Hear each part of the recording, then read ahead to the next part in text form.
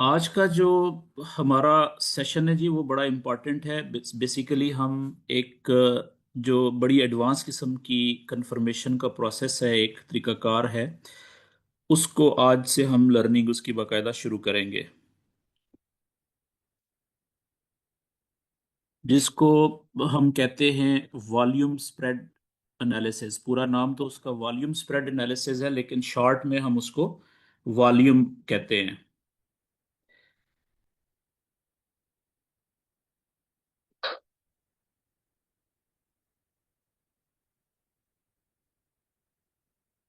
Volume spread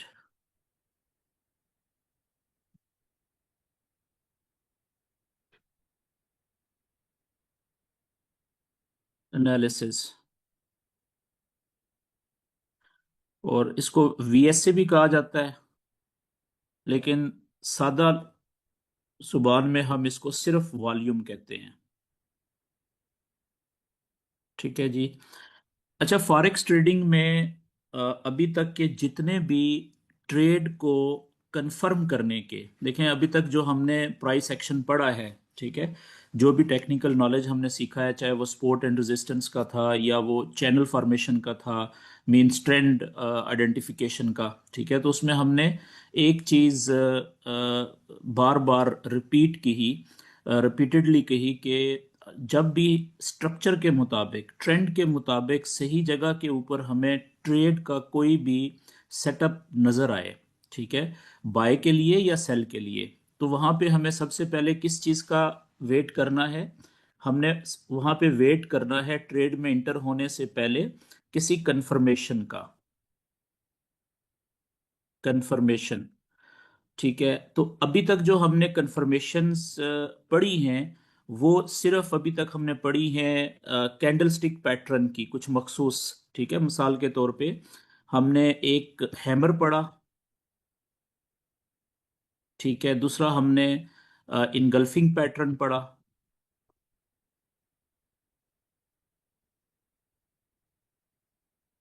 और तीसरा हमने पढ़ा था morning and evening stars. Evening stars. अच्छा, क्या सिर्फ जो कैंडलस्टिक पैटर्न के अंदर कंफर्मेशन के पैटर्न्स होते हैं, क्या ये सिर्फ तीन ही होते हैं?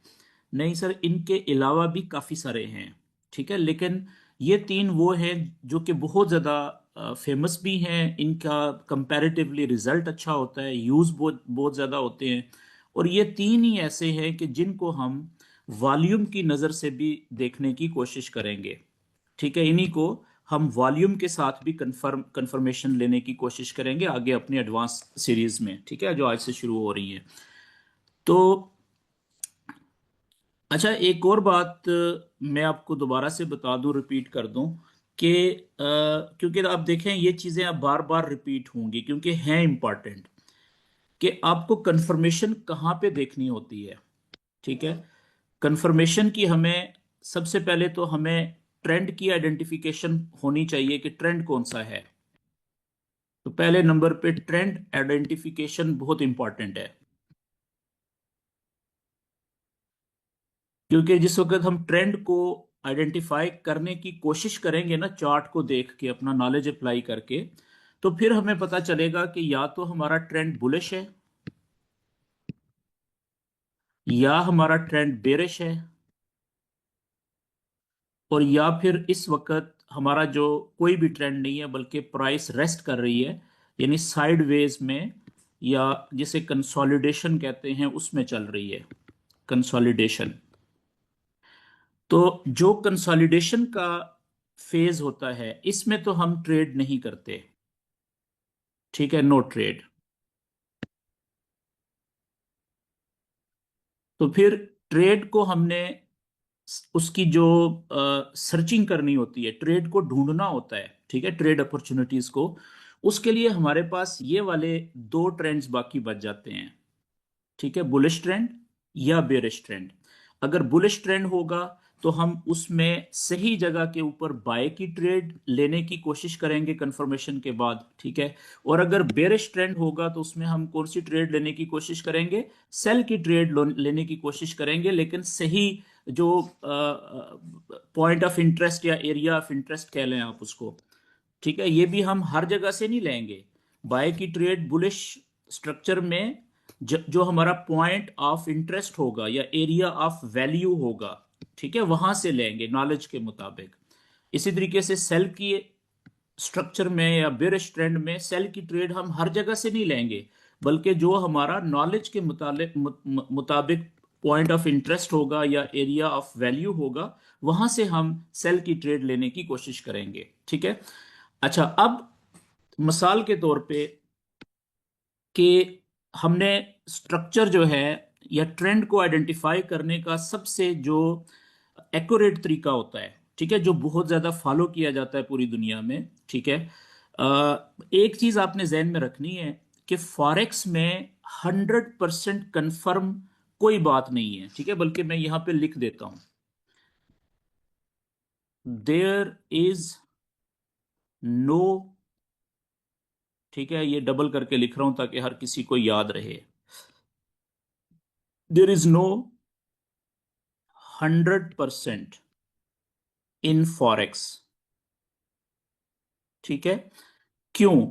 इसलिए कि ये जो फॉरेक्स ट्रेडिंग है ना, ये सारी की सारी गेम है प्रोबेबिलिटी की। आप में से जिन दोस्तों ने इकोनॉमिक्स पढ़ी हुई है, ठीक है, मईशत पढ़ी हुई है, तो उनको पता होगा कि ये मैं क्या लफ्ज यूज कर रहा हूं, ठीक है, प्रोबेबिलिटी। इसको आसान अल्फाज में आप उर्दू में कह लें इम्कान, इम्कान, ठीक है, इम्कानात कह लें या इम्कान कह लें, पॉसिबिलिटीज, ठीक है। क्यों? देखें, ये जो नॉलेज है ना जो हम सीख रहे हैं, और स्पेशली जो आज हम शुरू करेंगे, ये नॉलेज हमें जो मार्केट मूवर्स होते हैं, ऐसे लोग जिनकी ट्रेड की वजह से मार्केट मूव कर सकती है, तो वो लोग कौन हो सकते हैं? वो बड़े बड़े पैसे वाले लोग हो सकते हैं, जिनके पास अकाउंट बहुत बड़े हैं, जो बहुत बड़े वॉल्यूम से इंटर होते हैं, उनकी ट्रेड जो है वो बहुत बड़ी बड़ी ट्रेडें होती हैं, वो प्राइस को मूव कर सकते हैं, कैंडल्स को ऊपर नीचे। या फिर वो इंडिविजुअल्स हो सकते हैं, या फिर वो बड़ी बड़ी कंपनीज हो सकती हैं इन्वेस्टमेंट की, जैसे बैंक्स होते हैं, ठीक है, जैसे हेज फंड्स होते हैं, इन्वेस्टमेंट कंपनीज होती हैं। तो ये लोग जिस वक्त अरबों डॉलर के, ठीक है, बिलियंस ऑफ डॉलर की ट्रेड्स एक ही पेयर में एक साइड की ओपन करते हैं, ठीक है, तो वो क्योंकि उनका वॉल्यूम बहुत ज्यादा होता है ना, लॉट साइज बहुत बड़े बन जाते हैं, एकमुलेटिव, तो प्राइस फिर डिमांड जब क्रिएट होगी, जब ज्यादा बाय के ऑर्डर लगेंगे, ठीक है, तो जो सप्लाई होती है, यानी कि जब प्राइस सेल में जाती है, नीचे गिरती है, तब कब गिरती है? जब सेल के ऑर्डर ज्यादा लगेंगे, यानी कि जब सप्लाई का वॉल्यूम ज्यादा होगा। तो डिमांड और सप्लाई जो है वो क्रिएट करते हैं जो मार्केट मूवर्स होते हैं, ठीक है, जिसको हमने शुरू में मेरे ख्याल में किसी सेशन में मैंने आपको बताया था कि उसको हम स्मार्ट मनी, उस ग्रुप को हम स्मार्ट मनी कहते हैं, स्मार्ट मनी, ठीक है। ये लोग 70% से लेके 80% तक जो फॉरेक्स ट्रेडिंग में पैसा लगा हुआ होता है ना, ठीक है, वो इनका होता है जी, कैपिटल। अगर हम एक दिन में बात करते हैं कि एक दिन में 10 trillion dollar average, 10 trillion dollar से ज्यादा की ट्रेडिंग होती है, बाइंग और सेलिंग होती है, तो उसमें से आप यूं समझ लें कि 70 to 80% से ज्यादा जो पैसा होता है वो इस स्मार्ट मनी ग्रुप का होता है, ठीक है। अच्छा, मैं और आप जो हैं, वो हम या हमारी तरह के जो छोटे अकाउंट्स वाले ट्रेडर होते हैं, छोटे अकाउंट से मुराद ये कि किसी के अकाउंट में $1000 है तो भी वो छोटा अकाउंट है, अगर किसी के अकाउंट में $1 मिलियन है तो भी वो छोटा अकाउंट है, ठीक है ना, ये छोटे। तो हमारे ग्रुप को रिटेलर कहा जाता है, रिटेलर्स।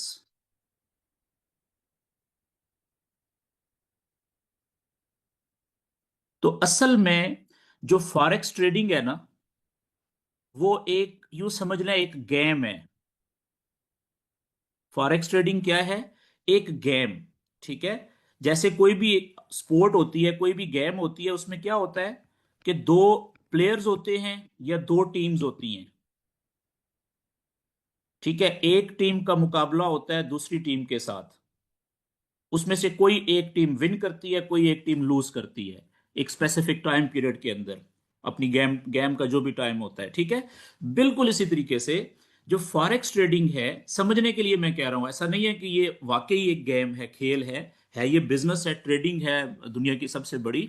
लेकिन सिर्फ for the sake of understanding मैं ये कह रहा हूं कि इसको समझने के लिए आप इसको ऐसे समझ सकते हैं कि जैसे एक गेम होती है, स्पोर्ट होती है दो टीमों में, ठीक है ना, जिसमें दो टीम्स होती हैं,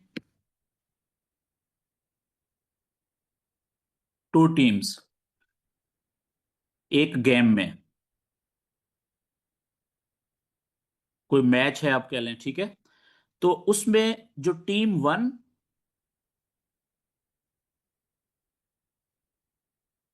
और टीम टू,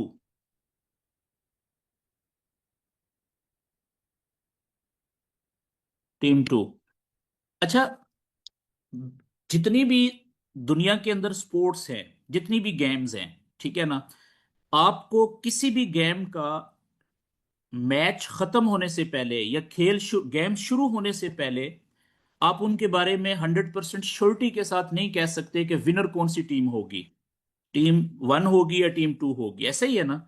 लेकिन फॉरेक्स ट्रेडिंग एक ऐसी टीम है, एक ऐसी गेम है जो दो टीमों के बीच में है। ठीक है, पहली टीम कौन सी है? पहली टीम है जी, जिसमें मैं और आप आते हैं, इसको हम कहते हैं रिटेलर्स। पहली टीम जो है, इसको कहा जाता है रिटेलर्स की टीम, रिटेलर्स। अच्छा, इसमें मेरी और आपकी तरह के पूरी दुनिया से, ठीक है, मिलियंस, मल्टी मिलियंस के हिसाब से लोग शामिल हैं, मिलियंस ऑफ ट्रेडर्स, ठीक है ना, करोड़ की तादाद में। और इनका मुकाबला है किसके साथ? टीम बी के साथ, ये दूसरी टीम के साथ। तो मैं ये बात कर रहा था, अच्छा, इस टीम में कौन कौन से लोग शामिल होते हैं? ओनली फ्यू, यानी कुछ हजार, फ्यू थाउजेंड्स, पूरी दुनिया में से ऐसे लोग, ऐसी कंपनीज, ऐसी एंटिटीज जिनके पास बिलियंस ऑफ डॉलर्स हैं कम से कम अकाउंट्स में, ठीक है, पैसा ही बहुत ज्यादा है। तो वो कितने होंगे टोटल मिला के, इंडिविजुअल्स भी और एंटिटीज भी? वो कुछ हजार होंगे या फ्यू 100,000 कह लें, कुछ लाख, ठीक है। तो इस सारे ग्रुप को, चंद हजार या चंद लाख जो लोग होते हैं, इनको हम कहते हैं स्मार्ट मनी, कलेक्टिवली। तो टीमें फिर दो कौन सी हुई फॉरेक्स के अंदर? एक रिटेलर्स की टीम और दूसरी हुई स्मार्ट मनी की टीम। ये माइक अगर किसी का ऑन है जी तो बंद कर दें, क्योंकि डिस्टरबेंस होती है।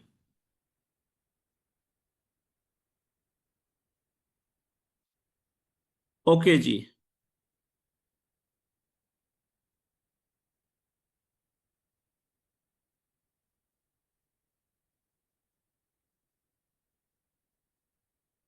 तो अब मैं ये कह रहा था कि बाकी दुनिया के अंदर जो भी स्पोर्ट्स हैं, कोई भी हो, ठीक है, जब टीम ए और टीम बी गेम शुरू करती हैं, मैच शुरू होता है, तो मैच शुरू होने से पहले आपको रिजल्ट का नहीं पता होता।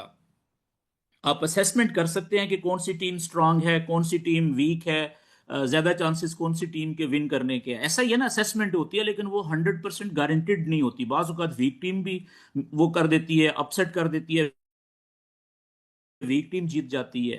तो 100% श्योरिटी के साथ आप ये नहीं कह सकते बाकी दुनिया की जितनी भी गेम्स हैं, कोई भी मैच है, उसमें कि कौन सी टीम जीतेगी। ठीक है, मैच शुरू होने से पहले या मैच थोड़ा सा आगे चलने से पहले, जब मैच चलना शुरू होगा तो आपको पता चल जाएगा कि कौन सी टीम डोमिनेट कर रही है, ठीक है, फिर आप कह सकते हैं, राय कायम कर सकते हैं।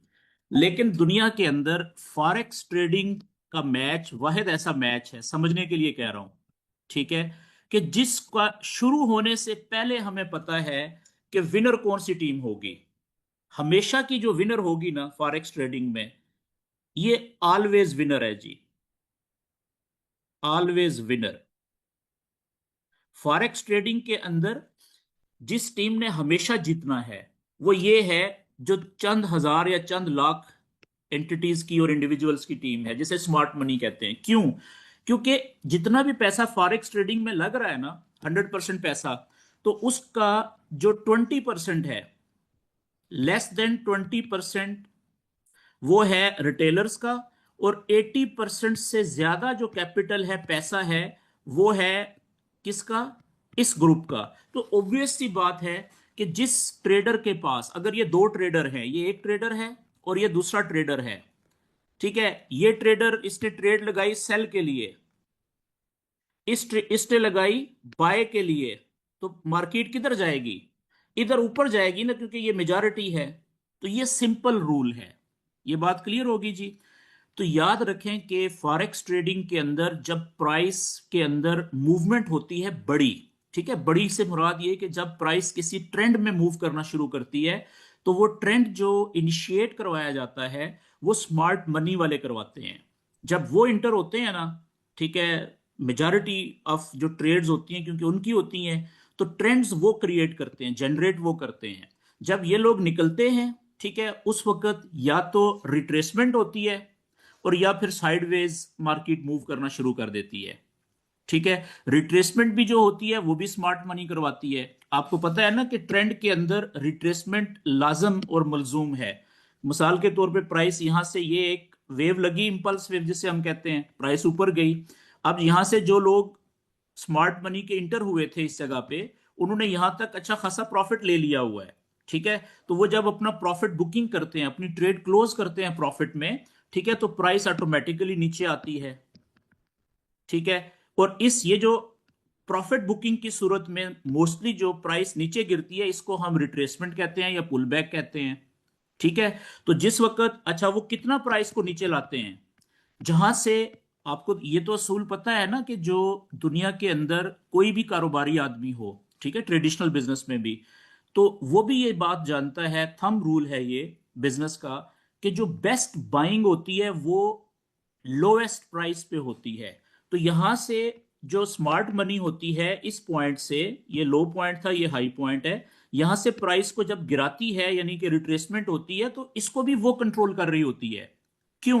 क्योंकि देखें, यहां से जब वो इंटर हुए थे तो लोएस्ट प्राइस थी ये वाली, यहां पे वो प्रॉफिट लेके निकल गए हुए हैं, तो अब उन्होंने दोबारा भी तो बाइंग करनी है ना। तो वो अपनी मर्जी से प्राइस को नीचे लेके आ रहे हैं। क्यों? ताकि वो दोबारा से कहीं से बेस्ट लोएस्ट प्राइस पे बाइंग में इंटर हो सकें।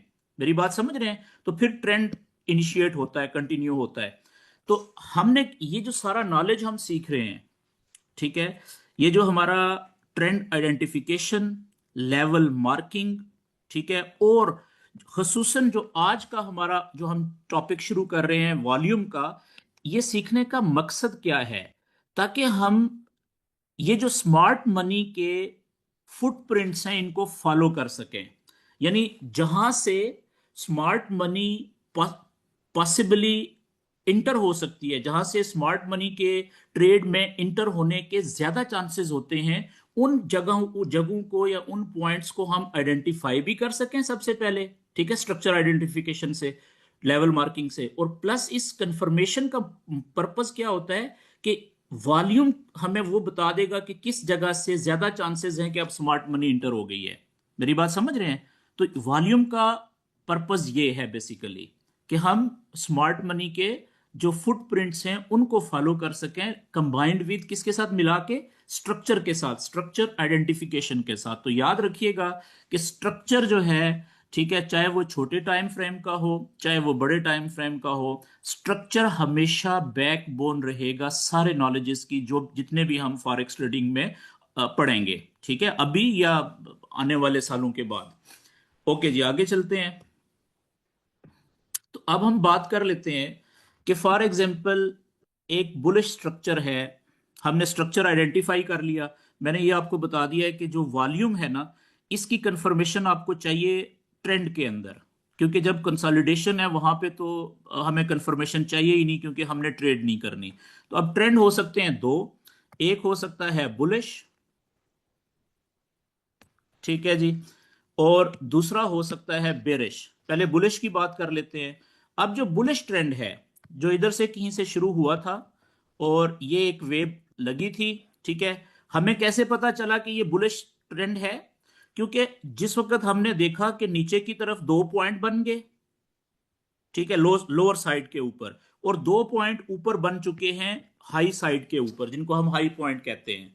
तो अब हमने देखा कि ऊपर वाले 2 पॉइंट भी बन चुके हैं, नीचे वाले 2 पॉइंट भी बन चुके हैं, और इसमें जो नीचे वाले 2 पॉइंट है ना, पहले वाला पॉइंट नीचे है, लेकिन दूसरे वाला पॉइंट पिछले लो से ऊपर है, और प्रीवियस जो हाई है वो भी ब्रेक होके तो अगला हाई जो है वो उससे ऊपर बन गया है। तो हमें पता चल गया कि ये वाला हमारा हायर लो है फिर। ठीक है, तो हमने ये मार्क भी कर लिया यहाँ पे लेवल, कि ये कंफर्म लेवल है अभी तक का बुलिश स्ट्रक्चर का। ठीक है जी। अच्छा, अब हमारे बुलिश स्ट्रक्चर में बाय की ट्रेड में इंटर होने के जो एरियाज ऑफ इंटरेस्ट हो सकते हैं वो कौन से हैं? एक तो ये वाला एरिया है, प्रीवियस हाई जो ब्रेक हुआ है, ऊपर जाते हुए ये रेजिस्टेंस का किरदार अदा कर रहा था ये लेवल जो प्रीवियस हाई था। अब वापस आते हुए नीचे ये सपोर्ट का किरदार अदा कर रहा है, और ये टूटा हुआ लेवल है ना, यानी कि रेजिस्टेंस का लेवल जाते हुए था, टूट गया, तो जो ब्रोकन रेजिस्टेंस होती है वो क्या बन जाती है? फिर बिकम्स सपोर्ट। ठीक है, broken resistance level becomes support level. तो अब ये सपोर्ट का लेवल बन गया हुआ है, इसी को आप ब्रेकर ब्लॉक भी कहते हैं। ब्रेकर ब्लॉक, टूटा हुआ लेवल, यानी कि ये ब्लॉक ऐसा है जो टूटा हुआ है, ठीक है, नीचे से ऊपर जाते हुए टूटा है या ऊपर से जाते हुए टूटा है।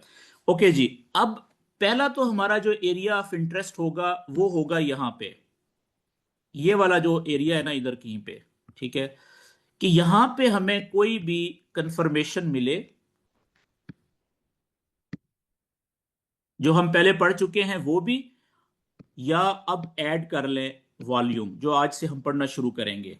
ठीक है, लेकिन याद रखिएगा कि जब इस जगह के ऊपर वॉल्यूम की कंफर्मेशन आएगी ना, अगर इसकी वॉल्यूम की कंफर्मेशन जो भी हम इसके तरीकाकार पढ़ेंगे, उसकी जो एक्यूरेसी होगी वो 80% से ज्यादा इफेक्टिव होती है जी। उसके स्टॉप लॉस हिट होने के चांसेस 20% या लेस देन 20% होते हैं।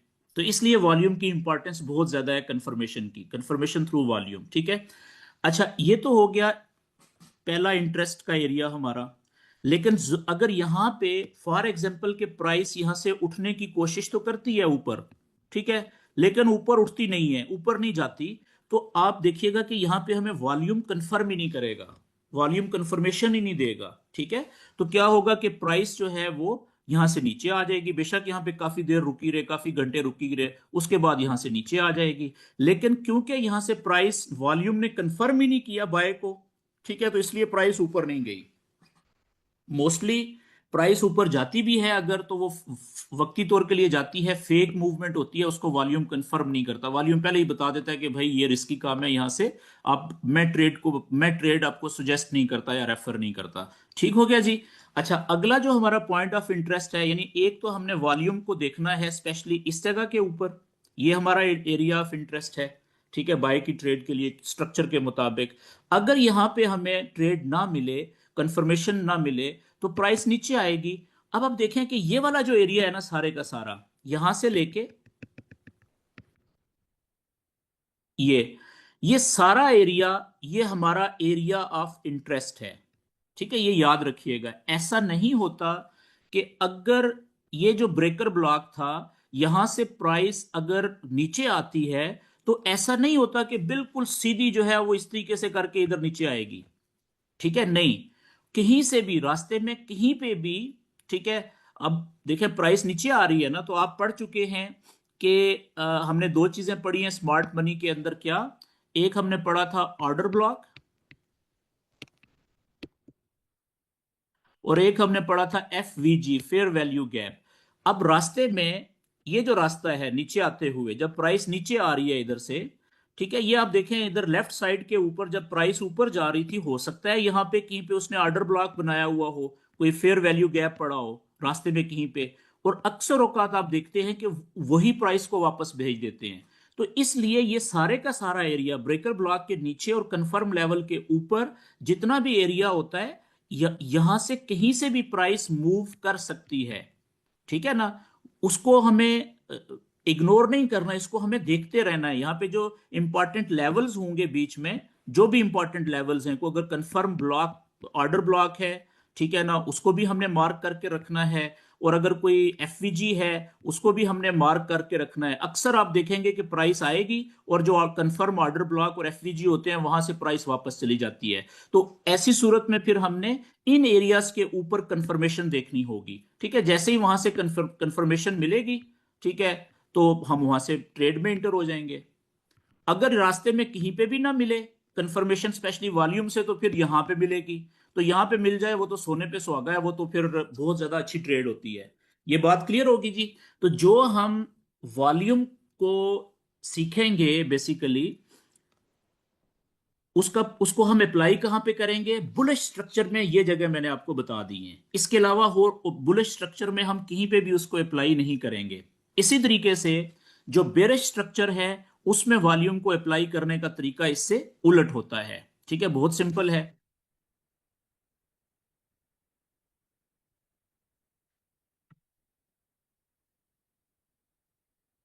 प्राइस ये जा रही है जी। तो अब यहां से प्राइस शुरू हुई, पहली मूव इसकी, जिसे हम स्विंग वेव कहते हैं या जो भी इंपल्स वेव होती है। ठीक है, ये हाई पॉइंट था, ये लो पॉइंट हो गया। हमें ट्रेंड का कब पता चलेगा कि ये ट्रेंड बेरिश शुरू हो चुका है? जिस वक्त ये वाला जो प्रीवियस लो था, ये ब्रेक हो जाएगा। ठीक है, ये प्रीवियस लो ब्रेक हो गया, ये वाला। और अगला जो लो है वो प्रीवियस लो से नीचे बनाना। तो हमारा ये ऊपर वाला जो हाई साइड वाला पॉइंट था, यानी इसको हम क्या कहेंगे? पिछले हाई से नीचे वाला लोअर हाई, ये कंफर्म हो जाएगा क्योंकि ये प्रीवियस लो ब्रेक हो गया है। हम क्या करेंगे? इसको हाई लोअर हाई भी कहेंगे और हम ये लेवल अपना मार्क भी कर लेंगे ऐसे। ये हमारा कंफर्म लेवल हो गया है जी बेरिश स्ट्रक्चर का। ठीक है। अच्छा, अब क्या होगा? प्राइस वापस आएगी जब नीचे से ये लोअर लो बनाने के बाद कहीं पे भी पिछले लो से नीचे। ज्यादा चांसेस क्या होते हैं कि प्राइस जो है अपना जो तोड़ा हुआ लेवल होता है ये वाला, ठीक है, प्रीवियस लो, इसी से रेजिस्टेंस लेगी।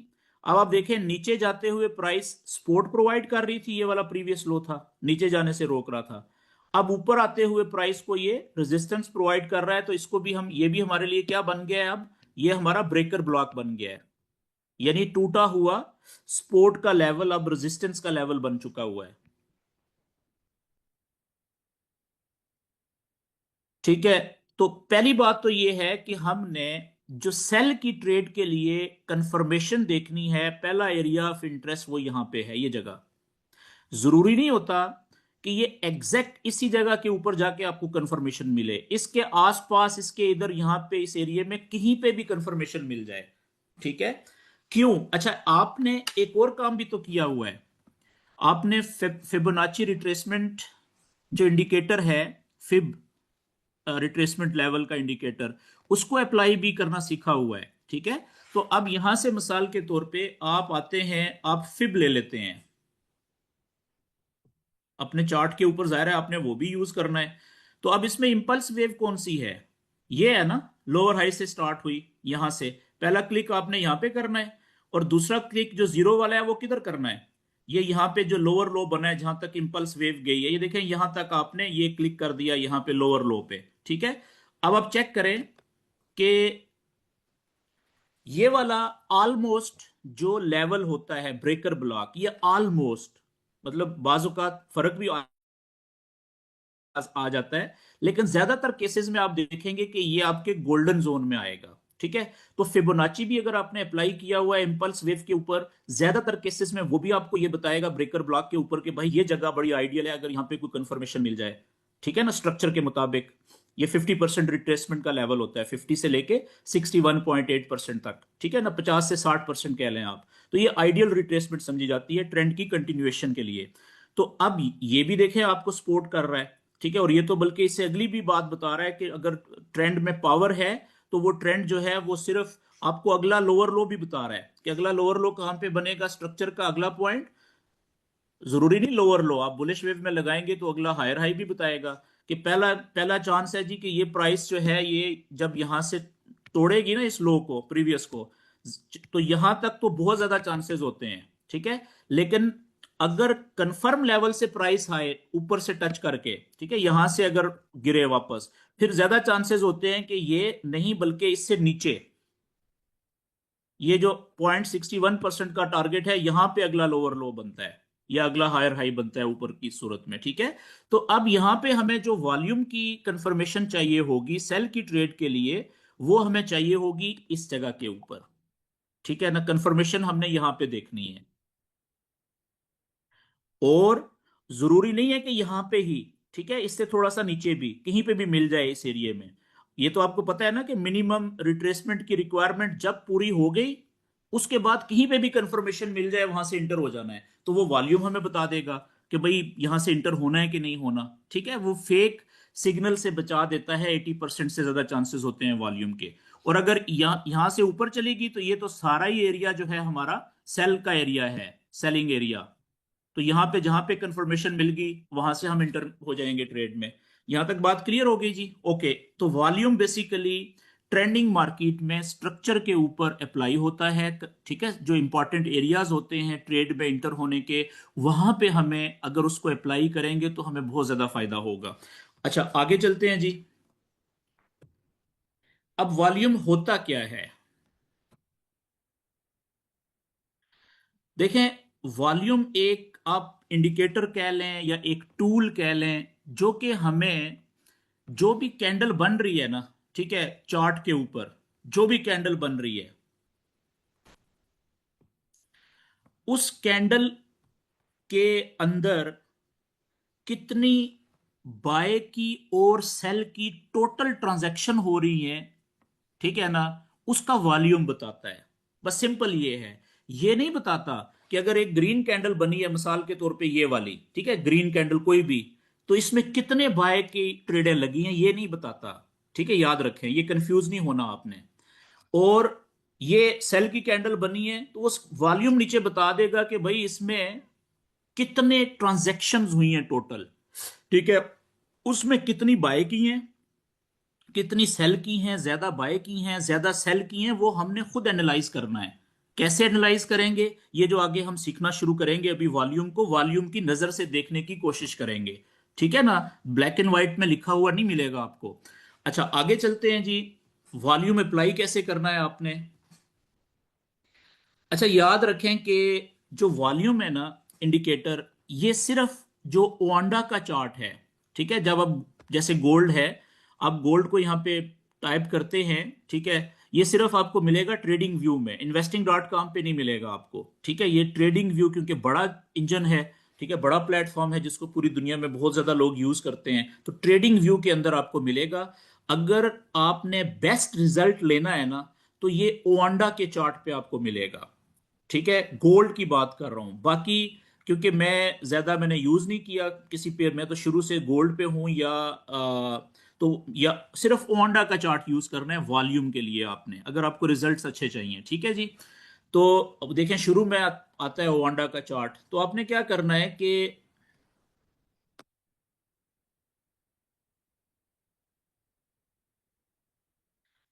ये लें जी, ट्रेडिंग व्यू पे ओंडा का आपने चार्ट ओपन कर लिया किसी भी पेयर का। उसके बाद आपने यहाँ पे आप देखें ये ऊपर इंडिक ये वाला जो बार दिया हुआ है ना, ये वाला छोटा, ठीक है, इसका इसके ऊपर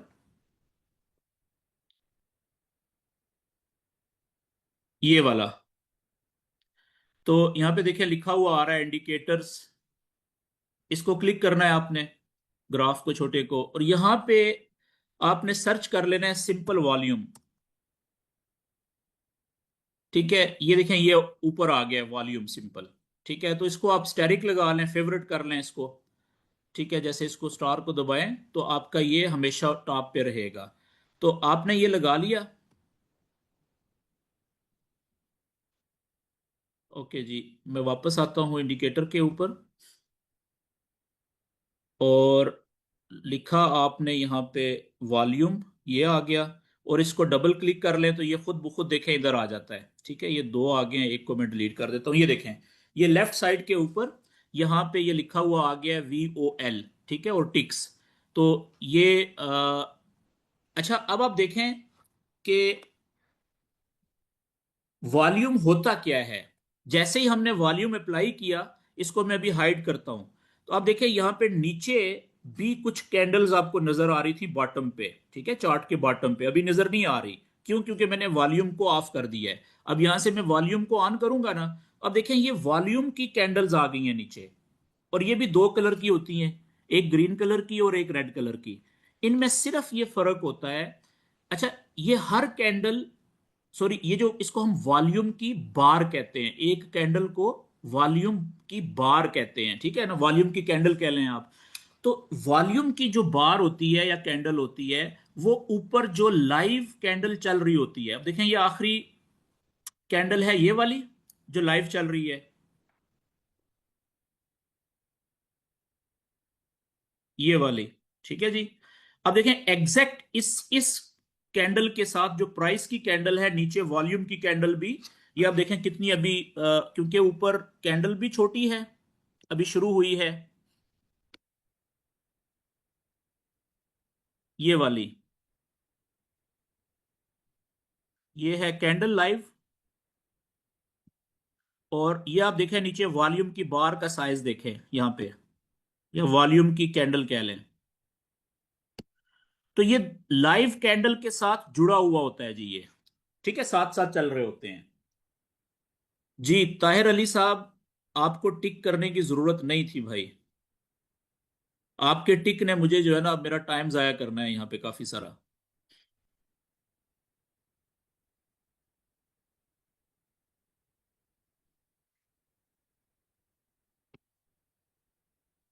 ओके जी।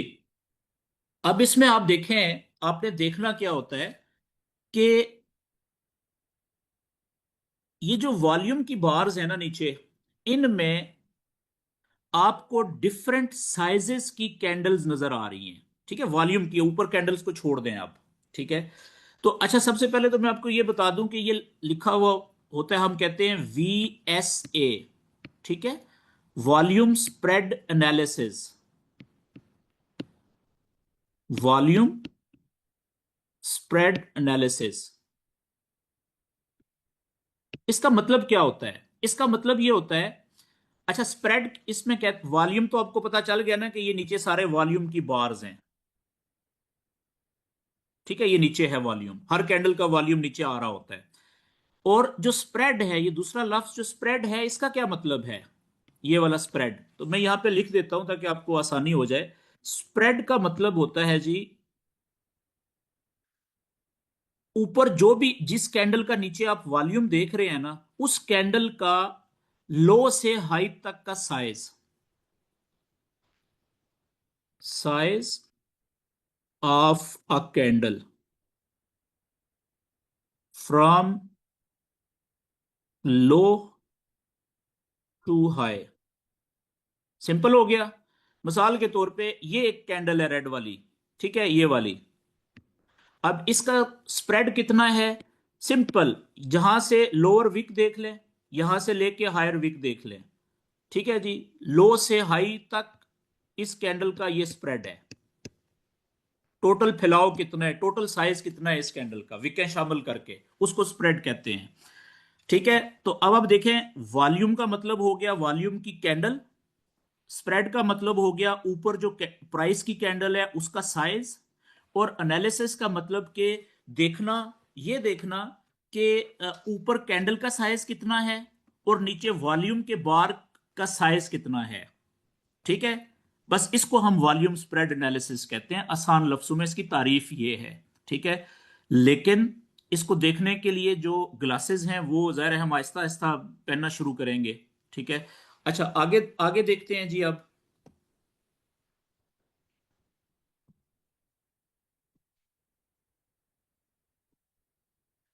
अच्छा, एक चीज आप नोट करें कि जो वॉल्यूम की बार्स है ना नीचे कैंडल्स हैं, वो कुछ चार पांच कैटेगरीज की आपको नजर आ रही हैं। ठीक है, वॉल्यूम की जो बार्स हैं उनके जो साइजेस हैं वो कुछ चार पांच मुख्तलिफ किस्म के हैं। ठीक है, पहला साइज अगर आप देखें, एक ये कैंडल है।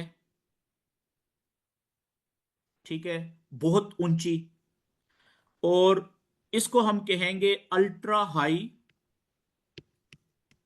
अल्ट्रा यानी कि बहुत ज्यादा, अल्ट्रा का मतलब बहुत ज्यादा, हाई वॉल्यूम, वॉल्यूम बार या वॉल्यूम कैंडल। ये बात क्लियर होगी। अब देखें, इसको हम अल्ट्रा हाई क्यों कह रहे हैं, कि बाकी जो पीछे 15 20 30 कैंडल्स हैं ना, उनमें से आप देखें इसका साइज सबसे ऊंचा है। ये आप यूं समझ लें कि ये कैंडल्स का, वॉल्यूम की कैंडल्स का बुर्ज खलीफा है, नजर आ रहा है ना सबसे ऊंचा। इसको इसको हम कहेंगे कि ये अल्ट्रा हाई, यानी बहुत ज्यादा ऊंचे वॉल्यूम वाली बार कैंडल है। अच्छा, पिछली कितनी कैंडल्स को देखना है, कम से कम 15 20 कैंडल कह लें आप, 10 से 15, 10 से 20 कैंडल्स कह लें। बाजुकात 25 30 कैंडल को देखना पड़ जाता है छोटे टाइम फ्रेम में, वो आगे हम प्रैक्टिस करेंगे, आपको पता चल जाएगा। अच्छा, ये जहां से ये शुरू हो रही है बार्स, ये देखें ये भी एक कैंडल है। अब इसका जो वॉल्यूम है वो इस वाली जो हमने पहले मार्क किया इससे भी बहुत बड़ा है, तो इसको भी हम क्या कहेंगे, इसको भी हम अल्ट्रा हाई वॉल्यूम कहेंगे। ये बात क्लियर होगी जी। अच्छा, इसके बाद आप देखें ये दूसरी कैंडल है, ये वाली। अच्छा, इसका भी जो वॉल्यूम है बाकी कैंडल से आप देखें बहुत बड़ा है, तो इसको भी हम क्या कहेंगे, इससे भी बड़ा लग रहा है मुझे, तो इसको भी हम अल्ट्रा हाई वॉल्यूम ही कहेंगे। एक तो अल्ट्रा हाई वॉल्यूम कैंडल्स होंगी, ठीक है, वॉल्यूम की। दूसरा आप देखें जो आपको ये वाली रेंज जो है, ठीक है, यानी अल्ट्रा हाई वॉल्यूम से थोड़ी सी छोटी ये वाली, ये जो मैंने नीचे वाली लाइन लगाई है ना, इससे ऊपर ऊपर जो जा रही है ये वाली। अब ये भी वॉल्यूम तो बड़ा है इनका, लेकिन उतना नहीं है जितना अल्ट्रा हाई कैंडल का होता है। ठीक है, तो इसको हम कहेंगे हाई वॉल्यूम। ये सारी की सारी जो कैंडल्स है ना ये वाली, इनको हम कहेंगे, जो जो ऊपर हैं प्रोमिनेंट, ठीक है, इनको हम कहेंगे high volume candles. High volume का मतलब क्या हुआ, कि अल्ट्रा हाई वॉल्यूम से छोटा है इनका साइज कैंडल का, लेकिन फिर भी बाकियों से काफी बड़ा है। अल्ट्रा हाई वॉल्यूम से छोटा। अब जैसे देखें ये अल्ट्रा हाई वॉल्यूम है, और ये वाली जो निचली कैंडल है और ये वाली कैंडल है, इसको आप क्या कहेंगे, इसको आप हाई वॉल्यूम ही कहेंगे ना, कि ये हाई वॉल्यूम कैंडल है। अच्छा, दूसरी कैटेगरी ये होगी। ऊपर में इसको हम लिखते भी जाते हैं साथ साथ, कि फॉर एग्जाम्पल ये वाली कैटेगरी है वॉल्यूम की बार की, तो इसको हम, और एक ये वाली है, एक ये वाली है, एक ये वाली है, और एक ये वाली है। ठीक है, अब इसका वॉल्यूम जो है इस कैंडल का, ये सबसे बड़ा है ना इन पांच कैंडल्स की जो मैंने बनाई हैं। तो इसका मतलब क्या हुआ, कि इसको हम कहेंगे, कि ये वाली जो कैंडल है ना, इसको हम कहेंगे अल्ट्रा हाई वॉल्यूम वाली कैंडल। और जो ये वाली दूसरे नंबर पे कैंडल है, इसको हम कहेंगे हाई वॉल्यूम। और जो हाई से थोड़ा सा कम है, ठीक है, ये आप देख रहे हैं नीचे ये वाला भी, ये वाली जो लाइन में, लाइन कलर चेंज करता हूं इसका, मैं ब्लैक कर देता हूं लाइन, ये वाली, जिनके हेड्स आप देखें मेरी ब्लैक लाइन को टच कर रहे हैं, ठीक है ना, ये वाली। तो इसको आप कहेंगे कि ये नॉर्मल, मतलब नॉर्मल वो है वॉल्यूम,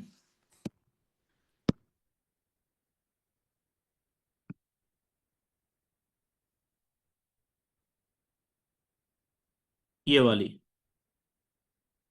नॉर्मल वॉल्यूम बार या कैंडल। क्यों, क्योंकि इसका वॉल्यूम ना बहुत बड़ा है जिसको हम हाई कह सकें, और ना इतना बड़ा है कि जिसको हम अल्ट्रा हाई वॉल्यूम कह सकें। नॉर्मल यानी कि हाई से भी जो बड़ी कैंडल्स है ना ज्यादातर, उनसे भी थोड़ा छोटा। ठीक है। अच्छा, एक है, आप देखें ये वाला, मैं पिंक लाइन लगाने लगा हूं, ये वाली रेंज, एक देखें ये वाली रेंज है। ठीक है, ये जिसमें बहुत सारी आ रही हैं। ठीक है ना? तो इसको आप क्या कहेंगे? इनको आप कहेंगे कि ये नॉर्मल से भी कम वॉल्यूम वाली बार्स हैं, ठीक है? इसको हम कहेंगे low volume, low volume candles या बार्स, जिनका वॉल्यूम मतलब नॉर्मल से भी छोटा है, नॉर्मल से भी, ठीक है? चौथी कैटेगरी ये होगी। और पांचवी कैटेगरी आपको एक और नजर आ रही है, ठीक है, जिसको मैं ब्लैक कलर से कर देता हूं, या रेड कलर, ब्लैक कलर से। देखें, ये एक कैंडल है बीच में, ये वाली, ये आप देख रहे हैं, ये वाली कैंडल नीचे से, बल्कि मैं एरो लगाता हूं ताकि आपको नजर आए। ये वाली कैंडल,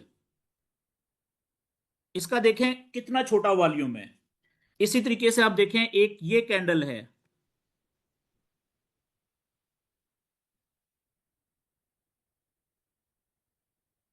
बल्कि नहीं, इसमें भी दो कैटेगरीज हैं, क्योंकि मैंने ये चार्ट बड़ा ओपन किया हुआ है, तो ये बड़े चार्ट के ऊपर आपको ज्यादा क्लैरिटी नहीं मिल रही इनमें, छोटी कैंडल्स में। अच्छा, इसमें भी दो दो कैटेगरीज हैं जी। एक देखें, मैं ये, एक तो कैंडल ये वाली है, जिसका टॉप यहाँ पे खत्म हो रहा है, और यहाँ पे खत्म हो रहा है, देखें, और यहाँ पे खत्म हो रहा है, और यहाँ पे खत्म हो रहा है, और ये खत्म हो रहा है, ठीक है, और यहाँ पे खत्म हो रहा है, यहाँ पे खत्म हो रहा है, यहाँ पे खत्म हो रहा है, और यहाँ पे आप देखें ये दो कैंडल्स हैं, ये कैंडल है, ठीक है? तो इनका वॉल्यूम, यानी कि जो नॉर्मल वॉल्यूम है ना, ठीक है, उससे भी छोटा है। ये मैंने जो पांच छह हाईलाइट किए हैं जिनके हाई पॉइंट्स, ठीक है? तो ये हमारी हैं लो वॉल्यूम। हम कह सकते हैं जी कि इसका वॉल्यूम नॉर्मल से भी कम है, लो वॉल्यूम। एक है आखिरी जो कैंडल, जिसको हम कहते हैं कि वेरी लो वॉल्यूम, यानी no volume, dead dead candle, या नो वॉल्यूम कह लें आप, नो वॉल्यूम बार, आखिरी कैटेगरी।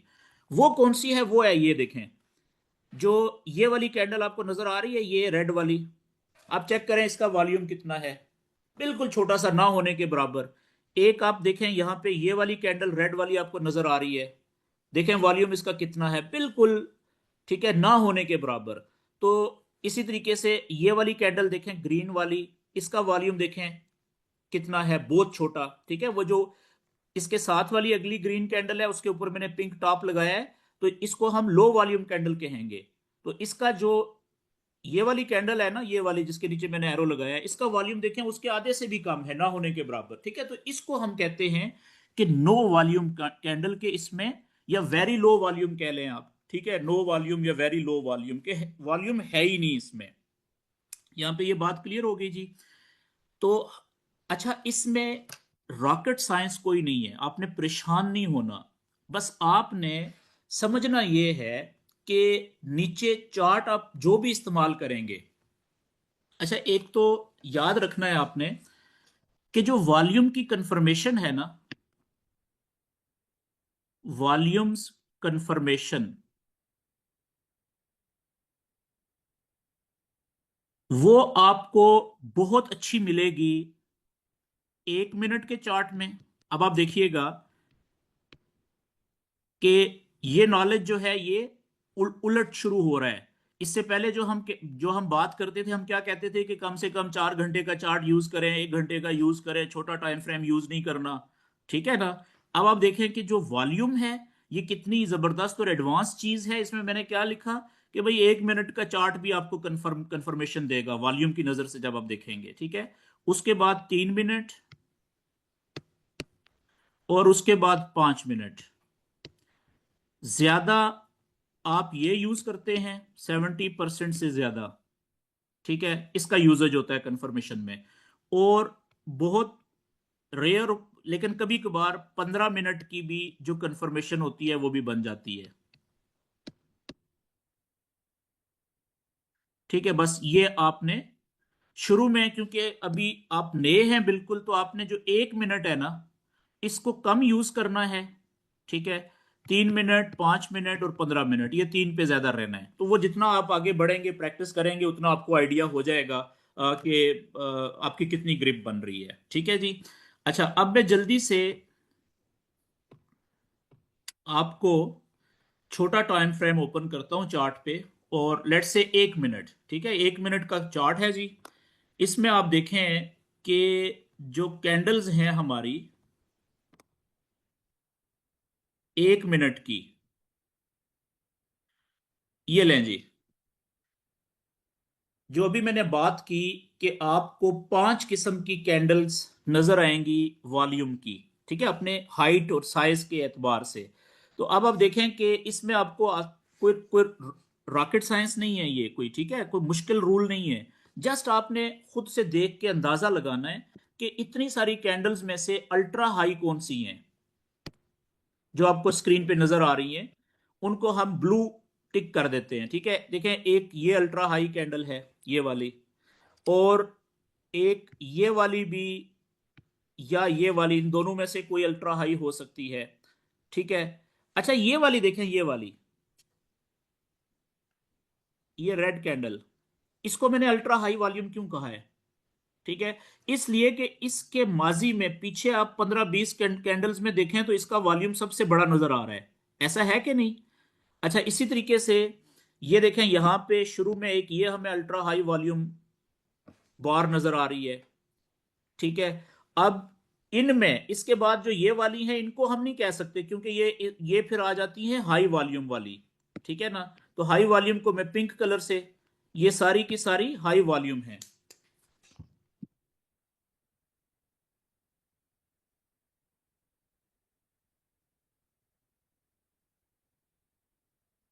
ठीक है जी, ये है हाई वॉल्यूम।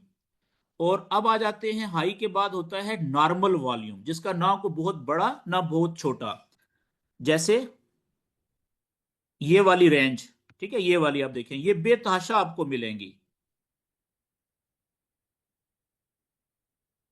ठीक है। और एक होती है लो वॉल्यूम। लो वॉल्यूम को मैं रेड से कर देता हूं। ये देखिए, सारी ये वाली जो रेंज है ना, ये वाली, ये सारी लो वॉल्यूम की है। इससे नीचे नीचे जो क्लोज हो रही है वो सारी लो वॉल्यूम है, ठीक है। अच्छा, उसके बाद पांचवी कैटेगरी जो है वो है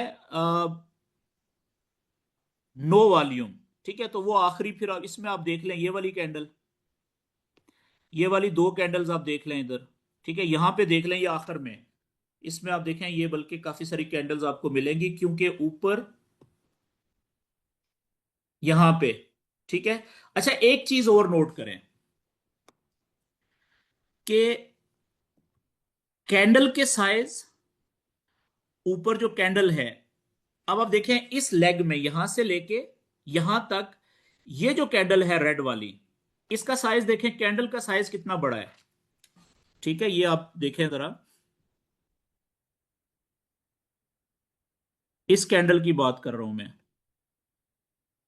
इसका स्प्रेड देखें रेड कैंडल का कितना बड़ा है, ठीक है। और इसका जो वॉल्यूम है, ये वाली कैंडल है जी, ठीक है, इसका जो वॉल्यूम है ना, ये वाला, ये देखें कितना, इसका साइज चेक करें नीचे,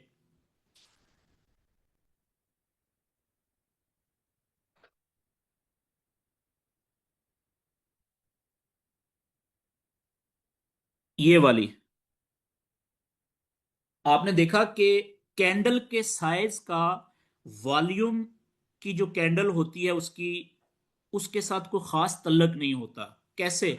आप देखें, अच्छा, इस लेग में सबसे बड़ा जो आपको वॉल्यूम नजर आ रहा है, वो नजर आ रहा है इस ग्रीन कैंडल का, ये वाली का, ऐसा ही है ना। अब इसका ऊपर कैंडल देखते हैं कि इस बड़े अल्ट्रा हाई वॉल्यूम की जो कैंडल है ऊपर, वो कौन सी है। तो वो ये है, ये वाली, जिसका लो से हाई ये है जी, ये लो है और ये हाई है, ठीक है। आप इस कैंडल का साइज देखें ऊपर, ये वाली, ठीक है। और इसका नीचे, इसकी जो इसी कैंडल का जो वॉल्यूम है 1 मिनट का, उसका साइज देखें, वो अल्ट्रा हाई है, कितना ऊंचा वॉल्यूम है, कितना बड़ा वॉल्यूम है, ठीक है। तो कैंडल के साइज का हमने को एनालाइज करना होता है उसकी जो लिंक्ड वॉल्यूम की कैंडल होती है उसके साथ, ठीक है। लेकिन कैंडल का ये जरूरी नहीं होता कि अगर कैंडल का साइज बड़ा है तो नीचे वॉल्यूम की कैंडल का भी साइज बड़ा हो। कैंडल का साइज छोटा है तो वॉल्यूम की कैंडल का साइज भी छोटा हो, ये जरूरी नहीं होता। ये बात क्लियर हो गई जी? ओके। अगली जी बात,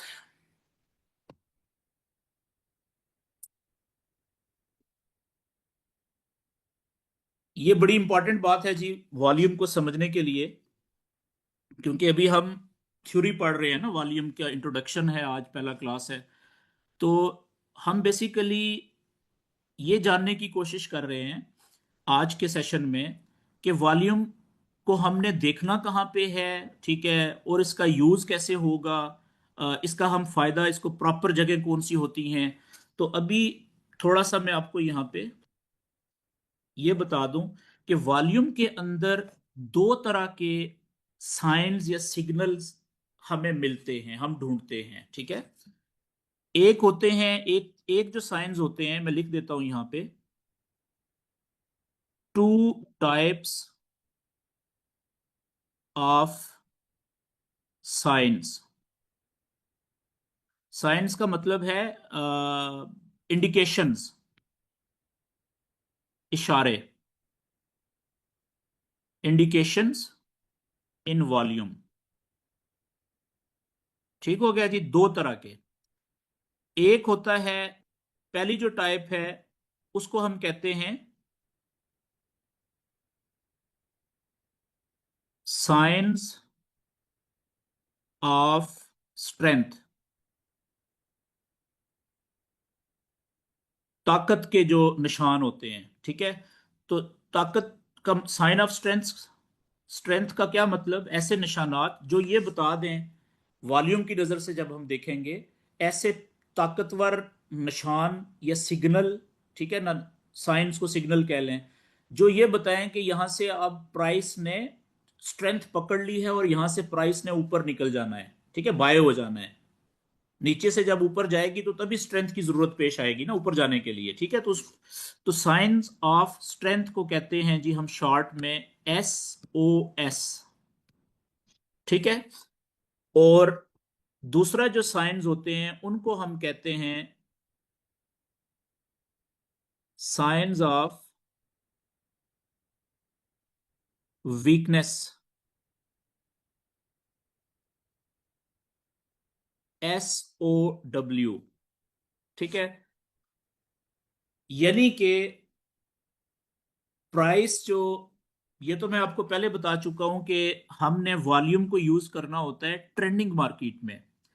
यानी जिस वक्त या तो प्राइस अपने बुलिश ट्रेंड में मूव कर रही है, या प्राइस अपने बेरिश ट्रेंड में मूव कर रही है, तो उस वक्त सही जगहों के ऊपर हमने जो साइंस हैं, जहां से हमारा जो, जिनको हम कहते हैं पॉइंट ऑफ इंटरेस्ट या एरिया ऑफ वैल्यू, जिस जगह से हमें बाय या सेल की नॉलेज के मुताबिक ट्रेड मिल सकती है और हमें वो ट्रेड छोड़नी नहीं चाहिए कंफर्मेशन अगर मिल जाए। तो अब हमने फर्ज करें कि वेव चल रही है बुलिश यहां से, ठीक है, स्ट्रक्चर बुलिश है। अब यहां से ये प्राइस आ रही है नीचे, ठीक है ना, यहां पे है अभी कैंडल। तो अब हमें पता है कि ये बुलिश स्ट्रक्चर है ना, पीछे से स्ट्रक्चर बुलिश चल रहा है। यानी ये लो था, ये हाई बना, ये लो, ये हायर लो बना, इसने ये ब्रेक किया यहां से, ये हायर हाई बना। तो अब हमें ये तो पता है कि ये बुलिश स्ट्रक्चर है, स्ट्रक्चर हमने आइडेंटिफाई किया हुआ है। तो बुलिश स्ट्रक्चर में जहां से भी हमें बाय की ट्रेड मिल सकती है, वहां पे जो हम साइंस देखेंगे ना, उनको हम साइंस ऑफ स्ट्रेंथ कहते हैं। इसीलिए मैंने देखें ग्रीन कलर में लिखा है। यानी बाय की ऐसी जगह नॉलेज के मुताबिक जहां से हमें बाय की ट्रेड मिल सकती है, वो कौन सी जगह है। एक तो ये ब्रेकर ब्लॉक है, लेकिन जरूरी तो नहीं है कि यहां पे ब्रेकर ब्लॉक तक ही जाएगी रिट्रेसमेंट। हो सकता है कि उससे पहले ही मिनिमम ट्रेडिंग, सॉरी, रिट्रेसमेंट की रिक्वायरमेंट पूरी करने के बाद यहां पे ही, ठीक है, यहां से प्राइस वापस ऊपर जा सकती है। तो ऐसी सूरत में हमें वो साइन जो है, साइंस ऑफ स्ट्रेंथ जो है वो इधर देखने हैं।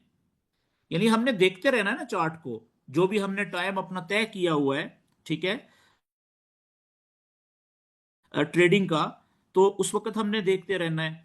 अच्छा, यहाँ पे या नीचे, यहां से नीचे चली गई तो ये सारा एरिया फिर, और ये तो हमारा कंफर्म लेवल आ गया, इधर तो हम बड़ी माइक्रोस्कोप लेके बैठेंगे, ठीक है। यहाँ पे ये सारा एरियाज हमारे साइंस ऑफ स्ट्रेंथ देखने के एरियाज हैं। ये बात क्लियर होगी जी। अच्छा, इसी तरीके से अगर ट्रेंड है बेरिश, प्राइस जा रही है ऊपर से नीचे। ठीक है, तो अब यहां पे हम क्या करेंगे, हमें पता है कि ये प्राइस हाई से शुरू हुई थी, लो पे गई। ये हमारा लोअर हाई कंफर्म इसलिए हुआ क्योंकि ये प्रीवियस लो ब्रेक हो गया है। ठीक है, और अब प्राइस आ रही है वापस।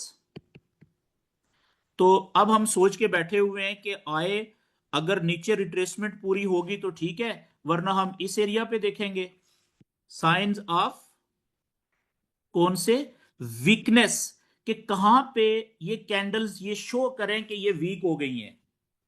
ठीक है, अब ऊपर मजीद नहीं जा पा रही। तो जब जब ये वीक हो जाएंगी, कमजोर हो जाएंगी, इनके अंदर पावर खत्म हो जाएगी, तो वहां से क्या होगा कि वहां से चांसेस होंगे कि ये वापस नीचे गिर जाएं। मेरी बात समझ गए हैं? तो इस जगह से, या यहां से इवन प्राइस ऊपर आ जाती है, यहां से इधर कहीं पे, तो ये सारा जो एरिया है, इस सारे एरिया में हम साइन ऑफ वीकनेस देखेंगे इधर, SOW, वॉल्यूम के साइन ऑफ वीकनेस। ठीक है जी। अच्छा, ये जस्ट आपने जरूरी नहीं है कि इसको रटा लगाएं, जस्ट मतलब ये वर्ड हम बार बार यूज करेंगे। ठीक है, तो आपको पता होना चाहिए। सिंपल सी बात है कि प्राइस ऊपर से आ रही है नीचे। अब इसको आसान लफ्जों में समझें, प्राइस आ रही है ऊपर से नीचे। ठीक है, ये नीचे आ रही है, तो ये नीचे गिर रही है ना। ठीक है, फर्ज करें यहां से प्राइस रुकने के बाद यहां से ऊपर उठने की कोशिश कर रही है, तो ये तो एक अंधे बंदे को भी पता है कि यार ये इतनी ऊपर से प्राइस नीचे आई है चार्ट के ऊपर।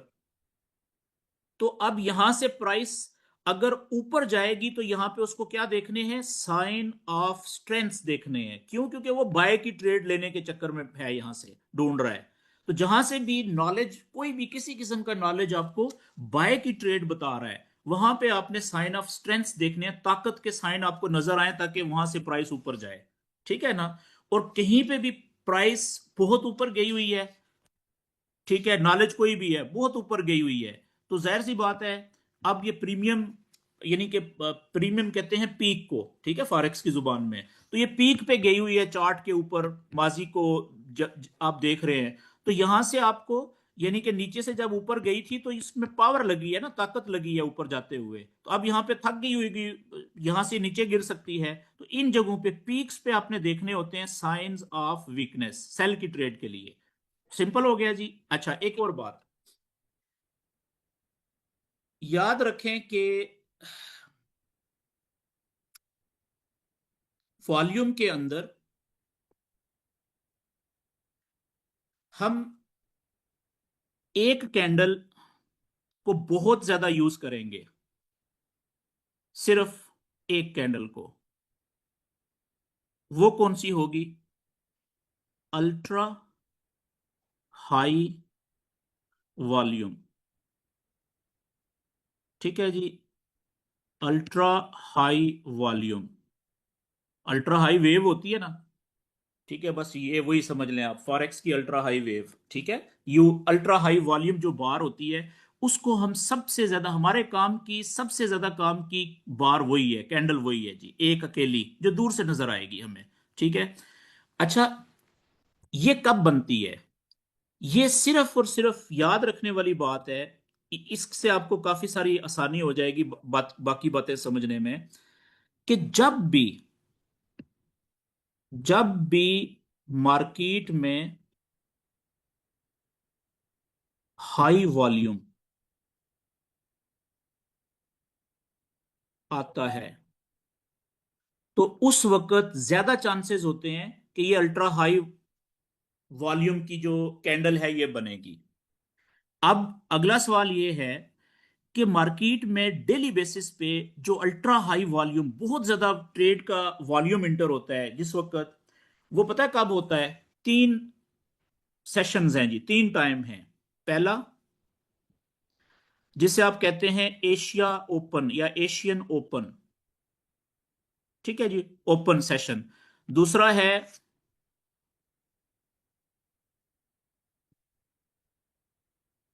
ओके, दूसरा है जी जिसे हम कहते हैं लंदन, पहले होता है 1 घंटा, और उसके बाद यूरोप 1 घंटा बाद में, यूरोप ओपन। और तीसरा और सबसे जो इंपॉर्टेंट है, ठीक है, वो है न्यूयॉर्क या अमेरिकन,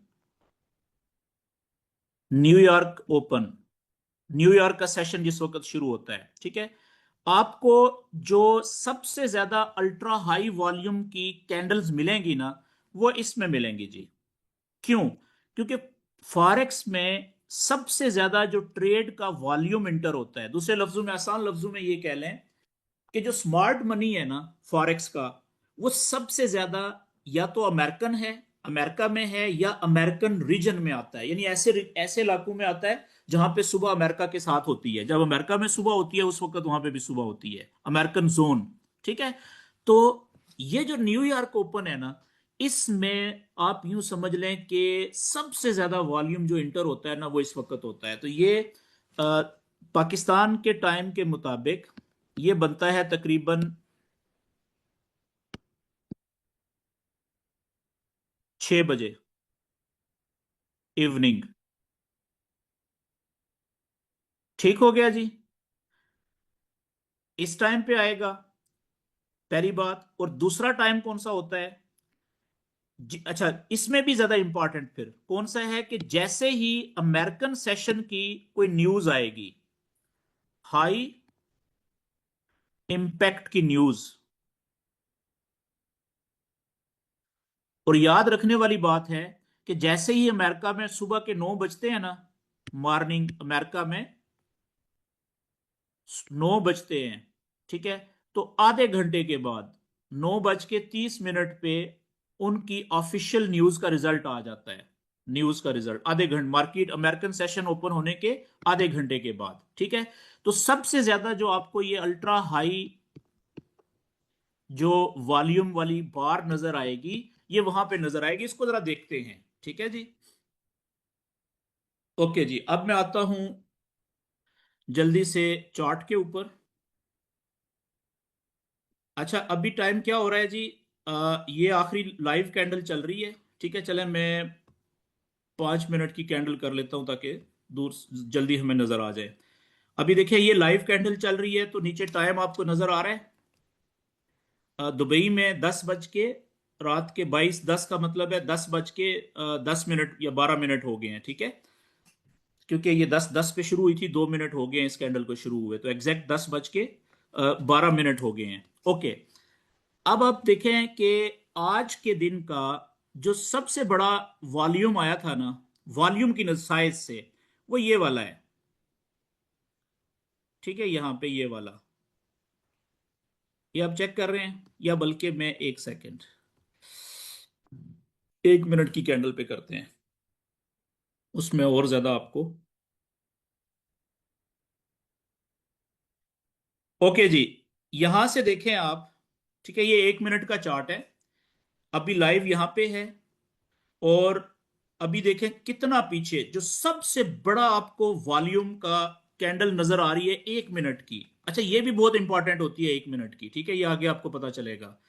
ये देखें, इसका टाइम देखें कितनी बड़ी है ये ग्रीन कलर की। इसका टाइम है पूरे 5 बजे, दुबई के पूरे 5 बजे ये वॉल्यूम आया था जी, ठीक है। ये टाइम नोट कर लें, ठीक है ना। आज 10 तारीख है, देखें नीचे, थर्सडे 10 जुलाई, ठीक है, पूरे 17 बजे। अच्छा, पीछे फिर देखें, इससे पीछे बहुत बड़ा वॉल्यूम कब कैंडल मिल रही है आपको? देखें, ये तो बहुत बड़ी है ना, एक ये है, लेकिन उतना बड़ा नहीं है, अल्ट्रा हाई है ये माजी के मुकाबले में, लेकिन उतना बड़ा नहीं है, ठीक है। और पीछे जाएं, ये भी देखें है, लेकिन उतना बड़ा नहीं है। ये आप देख रहे हैं, साइज ये नजर आ रहा है आपको। और पीछे जाएं, अच्छा जी, एक आपको ये नजर आ रहा है, ये आप देख रहे हैं, ये वाली कैंडल देखें, इसका साइज चेक करें, ठीक है। ये इतना बड़ा क्यों है? नीचे टाइम देखें क्या है, 5:25, ठीक है। ये सुबह कोई न्यूज का टाइम था, ठीक है, किसी एशियन ओपन के टाइम पे कोई न्यूज आई थी, तो उस वक्त ये बड़ा ये आया हुआ है। अच्छा, और पीछे आए, लेट्स से कि मैं इसको जल्दी से पीछे जाने के लिए इसको मैं बड़ा वॉल्यूम करता हूँ, कैंडल का साइज ये कर लेते हैं, ओके। तो एक तो ये है जी, ठीक है, ये वाला, ये जो अभी हमने देखा था, ये वाला देखें, ठीक है, 5:30 बजे का, ये आपको नजर आ रहा है नीचे। और उसके बाद पीछे आप देखें, एक आपको नजर आ रहा है, ये वाला देखें, वॉल्यूम कितना बड़ा है, ये वाला ग्रीन कैंडल 15 मिनट में। और नीचे टाइम देखें क्या है, वही 17:30, यानी कि 5:30। ठीक है, क्योंकि 15 मिनट की कैंडल है तो 15 मिनट आपको अपडेटेड नजर आएंगे। आप देख रहे हैं, यानी कि पिछले कल के दिन का यही टाइम जब अमेरिकन सेशन ओपन हुआ है। और इसके बाद पीछे आप आ जाएं, ये आप देखें टाइम, ये वाला, ठीक है, ये एक बड़ा वॉल्यूम आया है, ये 19 बजे आया है, पूरे 7 बजे। ठीक है, अमेरिका की कोई न्यूज होगी इसलिए बड़ा आया है। और इससे पीछे भी आप देखें कितनी बड़ी कैंडल्स हैं, बड़े बड़े वॉल्यूम वाली, ये दो। तो देखें ये टाइम भी वही है, ठीक है, अमेरिकन ओपन का। और इसके पीछे आप आ जाएं, देखें ये वाला एक बड़ी कैंडल है, ये वाली देखें, ये भी वही टाइम है उससे पिछले दिन। और उससे पीछे आ जाएं, ये वाला, ये कोई सुबह का टाइम है, ठीक है, यहाँ पे भी कोई बड़ी न्यूज आई होगी। अच्छा, इसके पीछे आप यहाँ पे आ जाएं, ये भी देखें, ऑलमोस्ट अमेरिकन ओपन का टाइम है, ये वाला, ठीक है, 16, यानी कि यहाँ के दुबई के शाम आफ्टरनून के 4:30 बजे। ठीक है, आपके पाकिस्तान में 5:30 बजे, यानी कि अमेरिकन ओपन का टाइम है ये भी। अच्छा, इसके बाद पीछे आ जाएं, ये भी देखें, अमेरिकन ओपन का टाइम है ये वाला। ठीक है, तो आप देख रहे हैं कि ज्यादा जो बड़े वॉल्यूम वाली कैंडल्स बनती हैं, वो अमेरिकन सेशन जब ओपन होता है उस वक्त बनती हैं, या उसके आधे घंटे के बाद, जो हाई इंपैक्ट की, ज्यादातर आधे पौने घंटे के बाद न्यूज आती हैं। तो जो हाई इंपैक्ट की न्यूज आती है उस न्यूज के रिजल्ट पे बन जाती है। ठीक है। अच्छा, अब अगला क्वेश्चन ये है कि अब देखें, आज की जो सबसे बड़े वॉल्यूम वाली कैंडल है, हम एक टाइम फ्रेम की बात कर रहे हैं, जो मैंने अभी 15 मिनट का ओपन किया हुआ है, ठीक है ना। मैं सिर्फ अभी हम 15 मिनट के टाइम की बात कर रहे हैं, चार्ट की। अब ये जो आया है ना, ये कब तक काम करता रहेगा? जब तक अगले दिन, कल जब अमेरिकन सेशन ओपन होगा, उसकी अमेरिकन न्यूयॉर्क सेशन की जो अल्ट्रा हाई वॉल्यूम की आएगी ना, बार बनेगी, अगर उसका वॉल्यूम इससे ज्यादा होगा तो फिर इसका असर खत्म हो जाएगा। यानी जब तक अब अगली कोई इतने बड़े वॉल्यूम वाली ना बने, या चले इससे थोड़े से कम वाले वॉल्यूम वाली बार ना बन जाए, उस वक्त तक इसी का इंपॉर्टेंस आगे चलती रहेगी। ठीक है, ये अफेक्ट करती रहेगी। मेरी बात समझ रहे हैं? अब ये जाहिर सी बात है, हम अगले सेशंस में सीखेंगे कि ये क्या है, कैसे हमें पता चलेगा। लेकिन आज आपको मैं सिर्फ इसका एक ओवरव्यू दे रहा हूं कि आप ये देख लें कि नॉर्मली जो अल्ट्रा हाई वॉल्यूम की कैंडल्स हैं, वो न्यूयॉर्क सेशन जब ओपन होता है उस वक्त डेली बनती है लाजम। ठीक है, ज्यादा चांसेस होते हैं। और अक्सर औकात जिस वक्त हाई इंपैक्ट की न्यूज आती है अमेरिका की, अमेरिकन सेशन ओपन होते ही आधे पौने घंटे में या घंटे में, ज्यादातर आधे घंटे के बाद न्यूज होती हैं, तो उस वक्त भी बहुत हाई वॉल्यूम वाली, हाई बड़े वॉल्यूम वाली, अल्ट्रा हाई वॉल्यूम वाली बार बन जाती है। ठीक है, कहने का मकसद ये है कि जब भी आपको चार्ट के ऊपर एक बहुत बड़े वॉल्यूम वाली, अल्ट्रा हाई वॉल्यूम वाली बार या कैंडल नजर आ जाए, आपने ये जहन में रखना है कि अब जब तक इसके बाद, अब देखें ना कितने घंटे गुजर गए हैं, उसके बाद अभी तक इतने बड़े, क्या इसके नजदीक वाली हाइट वाली भी कोई कैंडल नहीं आई, ठीक है, जिसको हम कह सकें कि जी ये अल्ट्रा हाई वॉल्यूम अब कैंडल बन गई है। मिसाल के तौर पे अगर यहाँ पे इतने बड़े वॉल्यूम वाली एक और कैंडल बन जाए, ग्रीन या रेड जो भी, लेट से इतनी यहां पे बन जाती, तो फिर हम कहते हैं कि इसकी इंपॉर्टेंस किसी हद तक कम हो गई है। अब इसके बाद ये जो है ना, इसकी इंपॉर्टेंस चलेगी, अब ये रूल करेगी आगे।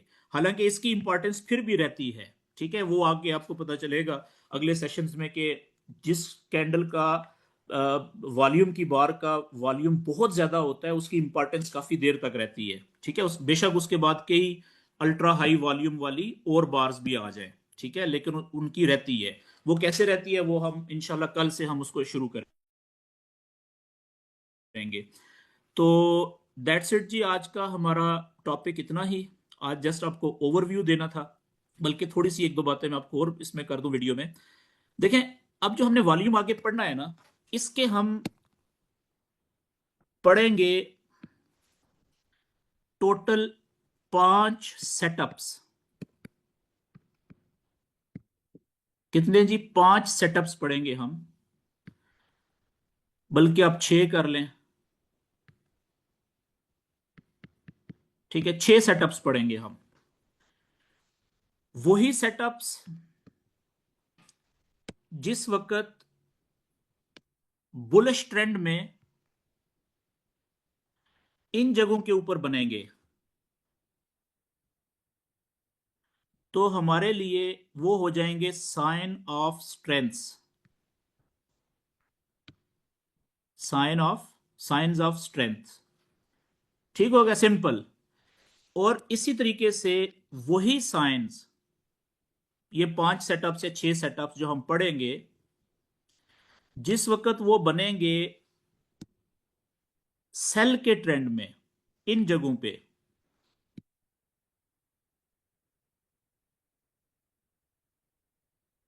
इन जगहों पे, ठीक है, तो वो हमारे लिए हो जाएंगे साइंस ऑफ वीकनेस, SOW।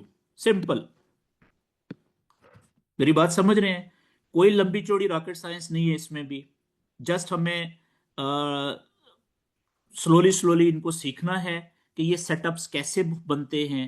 ठीक है, उसकी हमने प्रैक्टिस करनी है, चार्ट के ऊपर आइडेंटिफाई करना है, वर्किंग करनी है थोड़ी सी। तो अगले हम इंशाल्लाह 5 से 6 सेशंस में ये सारे सेटअप्स पढ़ लेंगे इंशाल्लाह। ये 7 सेशंस में, अगले फिर 2-3 सेशंस जो होंगे उसमें हम प्रैक्टिस कर लेंगे इसकी। ठीक हो गया जी? तो टोटल इसके, अच्छा इसमें भी 3 तो बड़े सेटअप्स हैं। इसका भी अगर ब्रेक डाउन किया जाए तो 3 जो है वो है मेजर सेटअप्स, जो चार्ट पे बनेंगे आपको नजर आएंगे। ठीक है जी, मेजर सेटअप्स होते हैं, उनकी टर्म्स एंड कंडीशंस हम पढ़ेंगे डिटेल में। और जो 3 हैं वो भी साइंस हैं, लेकिन वो सिंपल साइंस हैं, यानी कैंडल्स की शक्लें हैं वो। अगर उनके साथ कुछ कंडीशंस अटैच्ड हैं, अगर वो कंडीशंस कैंडल्स की शक्लें पूरी कर दें, ठीक है, तो फिर वो साइंस बन जाते हैं।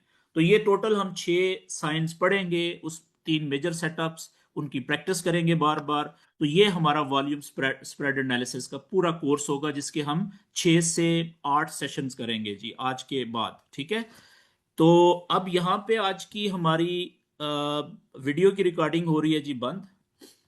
अच्छा, इस पे एक बात जो मैं आप दोस्तों से करना चाह रहा हूं, जो बड़ी इंपॉर्टेंट है। देखें मुझे, जस्ट अ सेकंड।